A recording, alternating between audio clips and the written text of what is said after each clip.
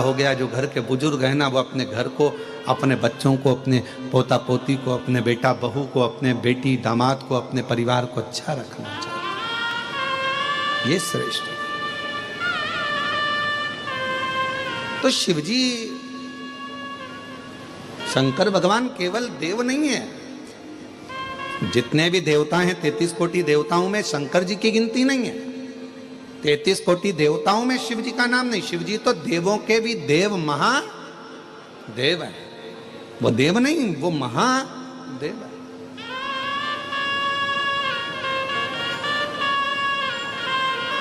और उनके पास में सारी फाइल है। आप सबने कथा सुनी होगी, आपके यहाँ तो बहुत सारी कथाएं हैदराबाद में होती रहती है। तो अगर आपने कभी विष्णु पुराण सुना होगा तो विष्णु पुराण में एक शब्द आता है कि ब्रह्मा जी ने अपनी नौकरी छोड़ दी शंकर जी के चक्कर में, इस्तीफा देने को तैयार हो गए। तो भगवान विष्णु ने पूछा कि तुम ब्रह्मा जी अपनी नौकरी क्यों छोड़ रहे हो, तुम इस्तीफा क्यों दे रहे हो? तो भगवान नारायण ने जब पूछा तो ब्रह्मा जी बोले कि मैं इस्तीफा इसलिए देना चाहता हूं कि राजा श्वेत, मार्कंडे राजा श्वेत का प्राण छूटने का समय था, मरने का समय था, और राजा श्वेत को मरना था। जब यमराज को मैंने फाइल पर सिग्नेचर कर दे दिए, ब्रह्मा जी बोले कि मैंने सिग्नेचर करके दिए कि नीचे जा और इसको उठा ला, मार दे इसको, राजा श्वेत के प्राण छूटना है। तो राजा श्वेत को उठा कर लाना था। ब्रह्मा जी ने जब फाइल सिग्नेचर करके दे दी तो यमराज ने उस फाइल को स्वीकार करा और यमराज ने अपने यमदूत राजा श्वेत को लेने के लिए भेजा। तो फिर तो भगवान नारायण ने पूछा कि तुम नौकरी क्यों छोड़ रहे हो, इस्तीफा क्यों दे रहे हो? बस इसीलिए दे रहा हूं कि मेरे सिग्नेचर का काम ही नहीं है। तो हुआ क्या, राजा श्वेत ने, जिसका अंतिम समय था, मरने का समय था, और राजा श्वेत ने उस समय पर शंकर भगवान के मंदिर में बैठकर शिव जी के मंदिर में झाड़ू पोछा कर रहा था, पूजन कर रहा था, शिव जी को जल चढ़ा रहा था। तो फिर उसको उठा लाते। तो के बात तो वही है ना कि मेरा सिग्नेचर ही काम नहीं करा, यमराज गया, यमदूत गए, सब कुछ गए, यम के गण गए, उठाने के लिए यमदूत पहुंच गए, पर भगवान शंकर ने यम के भी प्राणों को हर लिया और यमदूतों को भी भगा दिया और कह दिया कि राजा श्वेत मेरी पूजन कर रहा है, ये मेरा है, और पृथ्वी पर अगर कोई मेरा पूजन करने वाला भक्त है तो मुझसे बिना पूछे उसको नहीं ले जा सकते, और छुड़वा दिया। तो मेरी तो सिग्नेचर का काम ही नहीं है, तो फिर मुझे फाइल बनाने से मतलब क्या? मुझे तो इस्तीफा दे दो। ब्रह्मा जी बोले मुझे नौकरी नहीं करना, मुझे तो देवलोक में रहना ही नहीं है। जब शंकर जी की इतनी चल रही है और हमारी चल ही नहीं रही है, तो मतलब क्या?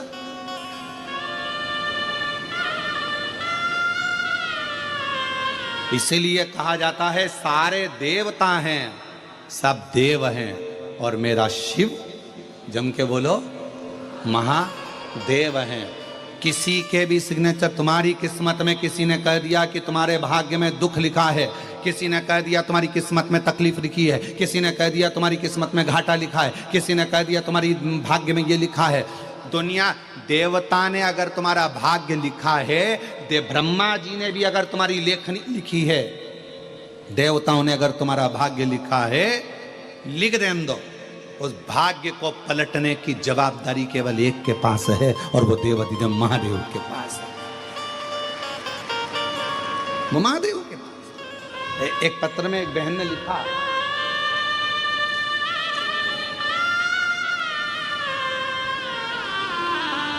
मेरा नाम रोशनी है, मैं हैदराबाद मुरली नगर में रहती हूँ, मुझे हिंदी लिखना नहीं आता, इस और महादेव नमन चरणों में, महादेव नमन चरणों में, स्वीकार कीजिए सबका किया है, मेरा भी उद्धार कीजिए, उद्धार कीजिए।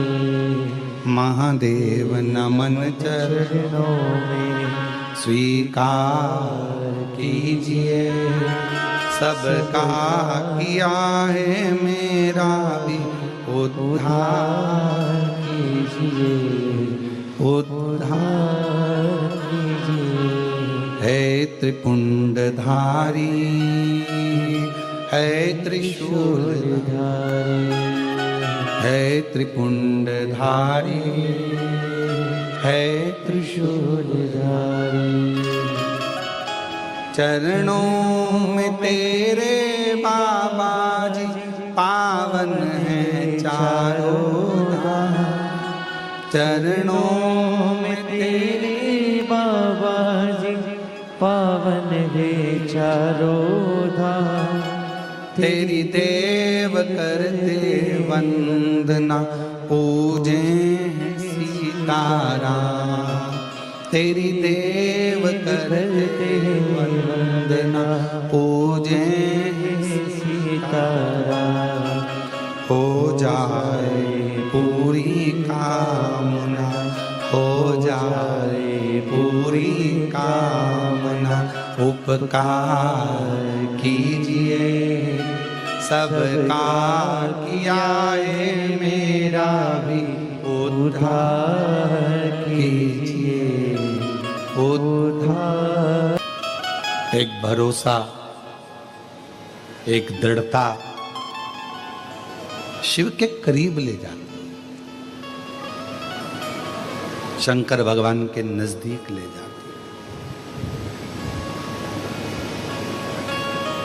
और अगर भगवान नहीं देता तो कौन आता? कौन आता? विचार करिएगा जरा। चींटी कभी नमक के डब्बे के पास नहीं जाती। हैदराबाद में जाती हो तो बात दूसरी है, पर चींटी कभी नमक के डब्बे के पास नहीं जाती। चींटी हमेशा शक्कर का डब्बा ढूंढती है, और जहां शक्कर का डब्बा रखा रहता है चींटी को एड्रेस कोई नहीं बताता, पर एड्रेस ढूंढते ढूंढते चींटी उस शक्कर के डब्बे के पास, गुड़ के डब्बे के पास, मिठाई के डब्बे के पास पहुंच जाती है। उसी तरह शंकर के जितने भक्त हैं, इनको कई लोग कह रहे थे एड्रेस इनको कैसे मालूम होगा, हैदराबाद में कहाँ शमशाबाद है, कहाँ कथा हो रही है, कहाँ कथा चल रही है। पर जो जैसे चींटी शक्कर का डब्बा ढूंढ लेती है, शंकर के भक्त शंकर की कथा ढूंढ लेते हैं, शिव की कथा। वो ढूंढते ढूंढते पहुंच जाते।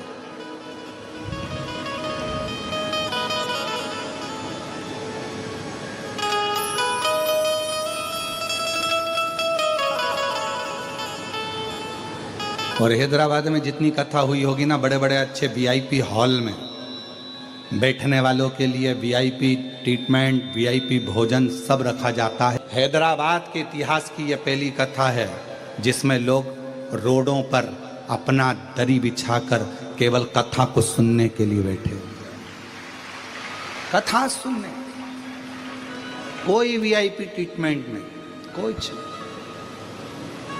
बैठे।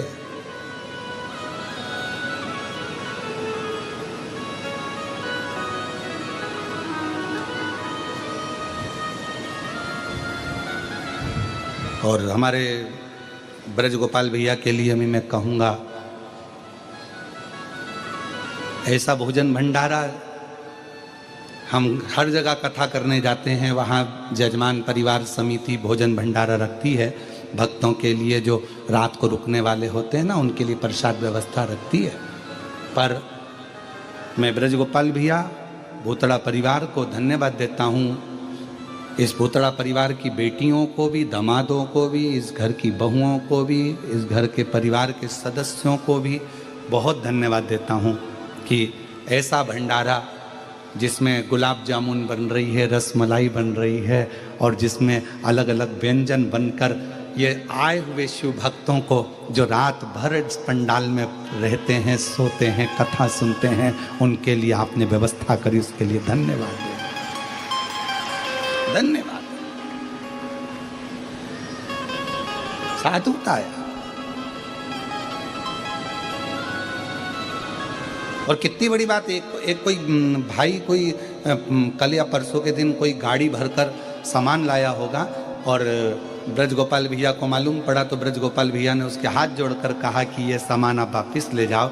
क्या पता शिव जी ने हमारे माता पिता की कृपा से कैसे हम पर करुणा करी है, जो हमारे परिवार में कथा हो रही है, हमको तुमसे कुछ नहीं चाहिए, बस कथा सुनो और आनंद लो। कितना कितना साधुता,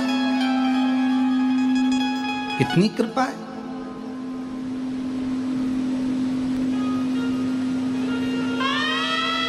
ये शिव है, इसको शंकर की उदारता कहते हैं, शंकर की करुणा कहते हैं।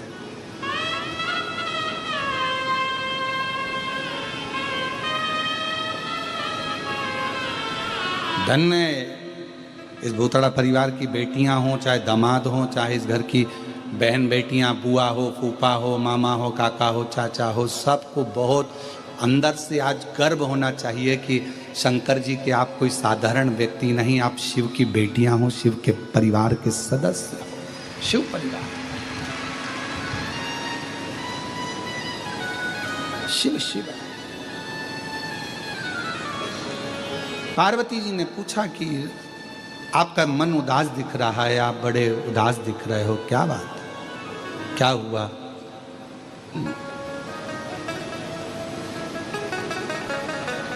कोई बात हो तो बताइए।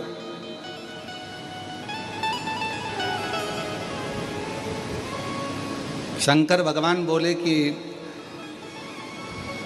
कलिकाल की स्थिति देखकर मेरे को थोड़ा सा दुख हो रहा। कोई तन से दुखी है, कोई मन से दुखी है, कोई धन से दुखी है, कोई कष्ट शरीर का है, कोई रोग है, किसी को कोई तकलीफ हो रही है, किसी को कोई तकलीफ हो रही है, कोई ना कोई दुखी है। कलिकाल है तो उसमें दुख तो रहेगा।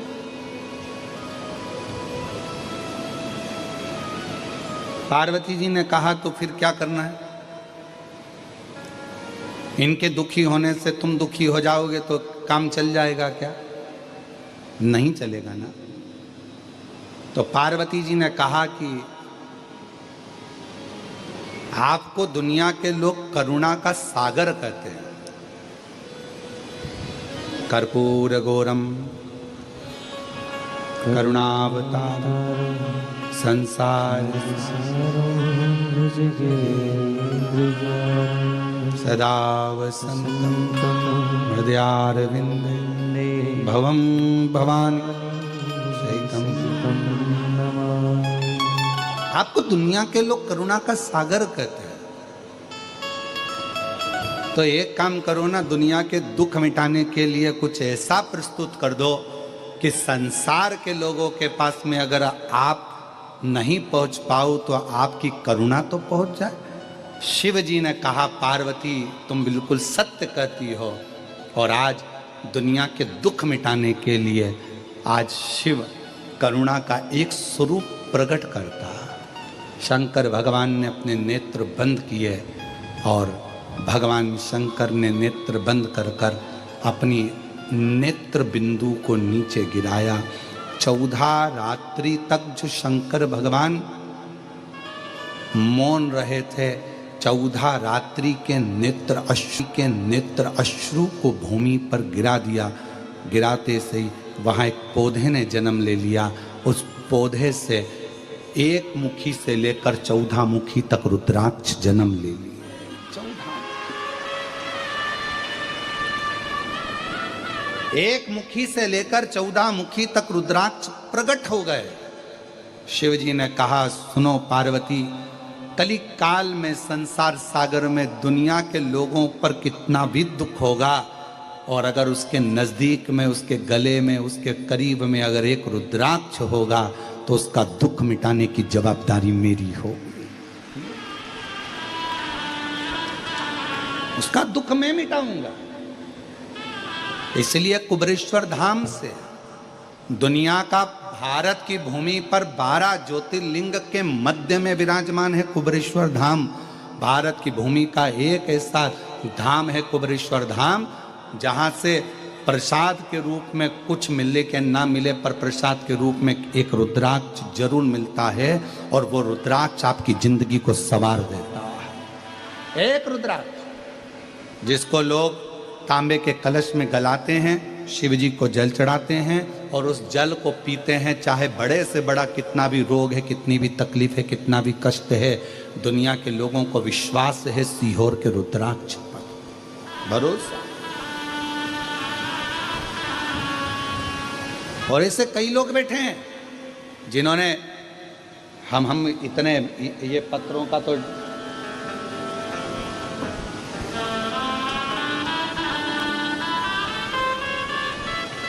ये इतने पत्र जो है ना, इन पत्रों को हम नहीं पढ़ पाए, पर एक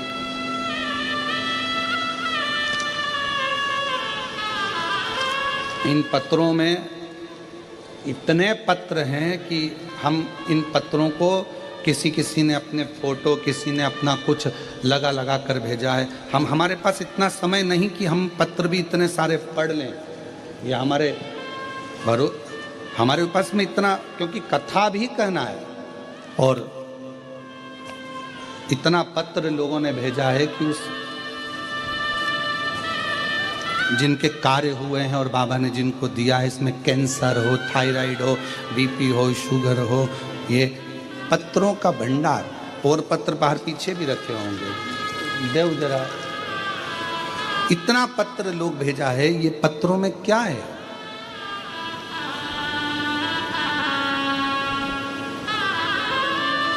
इतने पत्रों को हम नहीं पढ़ पाते, पर इन पत्रों में आपको बाबा ने जो दिया, और बाबा का जो रुद्राक्ष है और कंकर शंकर है और शिव पुराण ने जो दिया, इन पत्रों में भरा पड़ा हुआ है, इन पत्रों में भरा पड़ा।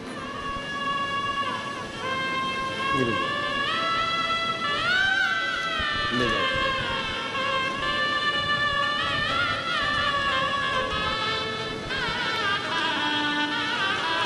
इन पत्रों में भरा पड़ा हुआ है आपका विश्वास। और अभी फिर कहते हैं इस व्यासपीठ के माध्यम से, आपने 5 दिन की शिव पुराण की कथा सुनी, किसी ने 1 दिन सुनी, किसी ने 2 दिन सुनी, किसी ने 3 दिन, किसी ने 4 दिन, किसी ने 5 दिन, जितने दिन भी श्रवण करी है, ये विश्वास के साथ कहते हैं कि अगली कथा कहीं पर भी होगी तो आपका भी पत्र उस व्यासपीठ पर जरूर होगा, आपका भी पत्र उस व्यासपीठ पर होगा। उसका इंतजार बाबा देव अधिदेव महादेव की इस कथा में हमको भी रहेगा।